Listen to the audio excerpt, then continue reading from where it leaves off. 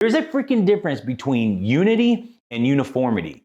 Because see, uniformity is we look the same, we talk the same, we act the same, and we think that's culture. We'll call that DNA, or we'll call that team and family. And it's like, that's not. Unity is actually us coming together despite our differences for one common goal. Yeah. So like when I'm running a teams and I'm training people, I'm like, I don't care that you're different.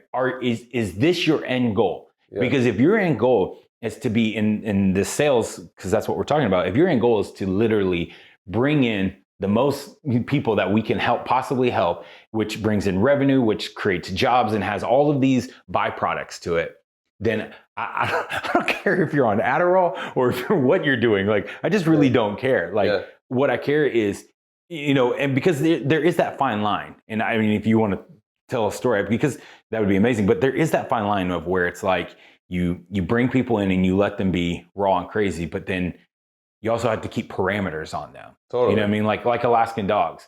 Yeah. They're savages, but yet all them hoes are tied to a freaking chain. You know what I mean? It's like, I don't know if we can say hoes, but that'll be the podcast part. But but they're all tied up in a uniform setting, right? There's parameters, which usually are going to come down to moral and ethical parameters.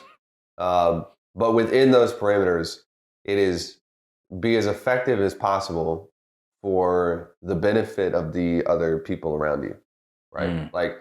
And I think that this is what makes my style unique more than anything else, is when we talk about tactics, so other people are going to give you a 10-point checklist and whatever, and sometimes it works and sometimes it doesn't. But when we talk about culture, it's stay inside the ethical and moral boundaries, but within those boundaries, be as effective as possible for the benefit of the client.